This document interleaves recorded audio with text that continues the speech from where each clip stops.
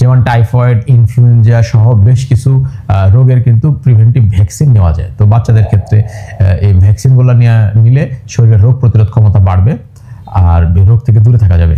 আর সর্বশেষ যেটা, আপনার শরীরের রোগ প্রতিরোধ ক্ষমতা বাড়াইতে হবে, যেমন সঠিক লাইফস্টাইল, খাদ্য অভ্যাস, ব্যায়াম, রোদে থাকা, এই জিনিসগুলো দিয়ে আপনার শরীরের বডি ইমিউনিটি, রোগ প্রতিরোধ ক্ষমতা যদি বাড়ান, তাহলে বেশিরভাগ ভাইরাল ফিভারগুলো কিন্তু বডি ইমিউনিটি দ্বারা এটা ধ্বংস করা সম্ভব এবং আস্তে আস্তে এটা ঠিক হয়ে যায়।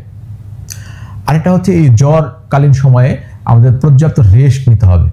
রেস্টটা কিন্তু আমাদের চিকিৎসার একটা অংশ, যেমন ওষুধপত্র খাবে, রেস্টে থাকবে আর বডি ইমিউনিটি বাড়ানোর জন্য পদ্ধতিগুলো মেনে চলবে।